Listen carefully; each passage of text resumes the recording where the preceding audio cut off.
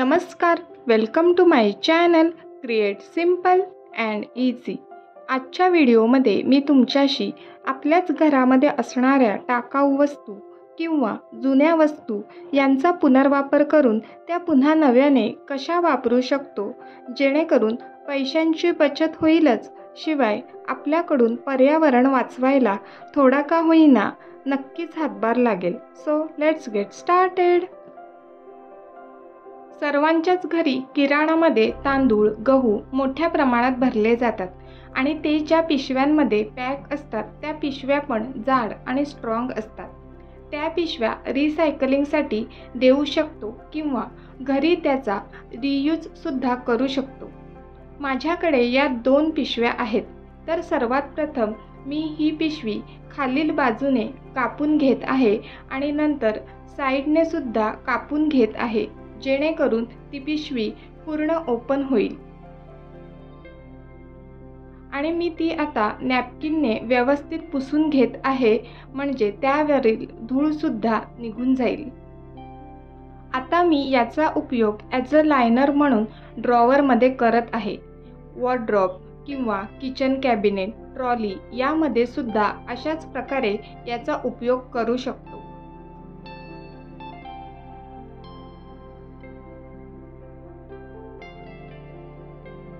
दुसऱ्या पिशवीचा उपयोग उर्वी जेव्हा वॉटर कलर करते तेव्हा तिला खाली हंतरून देते, जेणेकरून कलरचे डाग लादीला लागणार नाहीत।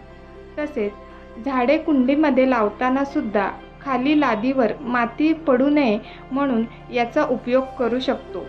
तुमच्या आवश्यकतेनुसार या पिशव्यांचा वेगळ्या प्रकारे उपयोग करू शकता आणि याने पैशांची बचत नक्कीच होऊ शकते। नेक्स्ट, साड्यांच्या दुकानामध्ये किंवा केक शॉपमध्ये ते खरेदी करताना पेपर बॅग दिल्या जातात आणि आपण त्या लगेच टाकून देतो, पण काही हलकं सामान ठेवण्यासाठी त्याचा ॲज अ ऑर्गनायझर म्हणून उपयोग करू शकतो। मी या पेपर बॅगचा उपयोग प्लॅस्टिकचे साधे डबे तसेच कार्डबोर्डचे बॉक्स ठेवण्यासाठी करते। त्याचबरोबर यासारख्या पेपर बॅगचा उपयोग ॲज अ होम डेकॉर म्हणून सुद्धा करू शकतो। हे डेकॉर पीस मी कसे बनवले त्याची लिंक खाली डिस्क्रिप्शन बॉक्समध्ये देईन। तुम्हाला आवडलं तर तुम्ही सुद्धा घरी नक्की ट्राय करा। आणि ह्या पेपर बॅग फोल्ड करून आपण ठेवू शकतो। ते ठेवण्यासाठी जास्त जागा लागत नाही, म्हणून यापुढे पेपर बॅग घरी आणल्यावर तुम्ही लगेच टाकून देऊ नका, ती आधी ठेवा आणि त्याचा उपयोग तुम्ही तुमच्या आवश्यकतेनुसार करा। आपल्या चॅनलचे सबस्क्रायबर वाढत आहेत त्याबद्दल धन्यवाद, पण व्ह्यूज हवे तसे वाढत नाही आहेत। तर त्यासाठी असे छान छान इन्फॉर्मेटिव्ह व्हिडिओ आपल्या चॅनलवर आहेत, तर ते आवर्जून पहा आणि तुमच्या मित्रमैत्रिणींना सुद्धा शेअर करा। पुढील महत्त्वाची टीप आहे प्लॅस्टिकच्या वापराबद्दल। आजकाल प्रत्येक गोष्ट प्लॅस्टिकमध्ये येते आणि त्याचा खूप सारा कचऱ्याद्वारे प्रदूषण होत आहे, म्हणून जेवढं शक्य होईल तेवढं प्लॅस्टिक ओल्या कचऱ्यामध्ये न टाकता रिसायकलिंगसाठी द्या आणि उर्वरित प्लॅस्टिक जसं की हे प्लॅस्टिकचे डबे यांचा उपयोग अन्न ठेवण्यासाठी न करता अशा प्रकारे घर ऑर्गनाइज करण्यासाठी वापरा आणि जेवढं शक्य होईल तेवढं कमी प्लॅस्टिक घरामध्ये येईल याचा विचार करून त्या पद्धतीने खरेदी करा आणि शॉपिंगला जाताना सुद्धा एखादी कापडी पिशवी नक्कीच जवळ ठेवा, म्हणजे प्लॅस्टिकचा वापर कमीत कमी होईल। Next, cardboard box. मी घर ऑर्गनाइज करण्याची सुरुवात कार्डबोर्ड बॉक्सपासूनच केली, स्वस्त आणि मस्त। आजही मी कार्डबोर्ड बॉक्सपासून बनवलेले स्टोरेज बॉक्स ऑर्गनायझर यूज करत आहे। आपल्या चॅनलवर कार्डबोर्ड बॉक्सपासून ऑर्गनायझर किंवा स्टोरेज बॉक्स कसे बनवायचे याच्या खूप साऱ्या आयडिया आहेत। मी लिंक डिस्क्रिप्शन बॉक्समध्ये देत आहे, तुम्ही नक्की पहा आणि ते ट्रायसुद्धा करा। अशा प्रकारच्या बॉक्समध्ये छोट्या छोट्या गोष्टीसुद्धा व्यवस्थित ऑर्गनाइज राहतात आणि कार्डबोर्डचे बॉक्स ठेवायला तुमच्याकडे जागा नसेल तरीही काही हरकत नाही। हे मोठे मोठे बॉक्स असे ओपन करून त्याला चपटे करून एखाद्या कॉर्नरमध्ये सुद्धा आपण व्यवस्थित ते ठेवू शकतो। आणि इथे तुम्ही पाहू शकता का हा टीव्हीचा खूप मोठा बॉक्स आहे आणि तो मी व्यवस्थित फोल्ड करून ठेवला आहे। अशा या मोठ्या बॉक्सपासून असे मोठमोठे डेकोर पीस आपण करू शकतो। आपल्या सगळ्यांकडेच तांब्या पितळेची भांडी, एखादं सिरॅमिकचं भांडं असतं जे की आपण फारसं वापरत नाही, मग त्याचा ॲज अ होम डेकोर म्हणून मस्त उपयोग करू शकतो।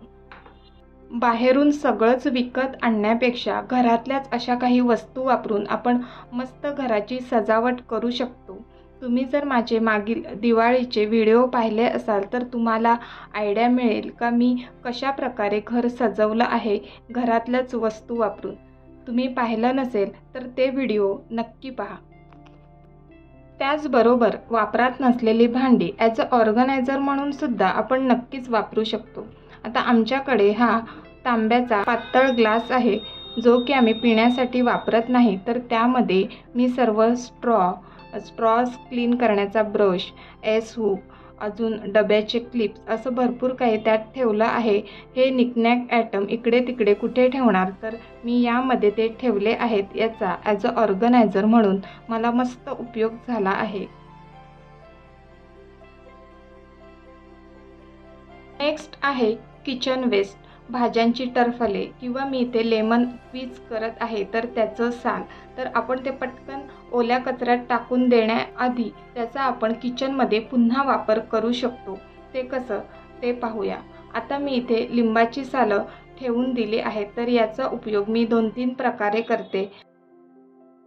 सर्वात प्रथम ॲल्युमिनियमचे कुकर आतून असे काळे पडतात, तर ते स्वच्छ होण्यासाठी मी त्यामध्ये लिंबाची सालं टाकते आणि आता तुम्ही पाहू शकता आफ्टर आणि बिफोर किती क्लीन झालेलं आहे।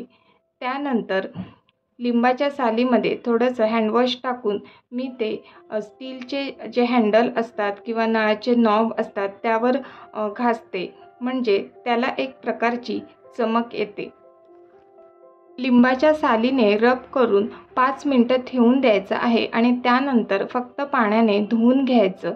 कोणत्याही प्रकारची मेहनत लावावी लागत नाही, खूप मस्त अशी शाईन येते।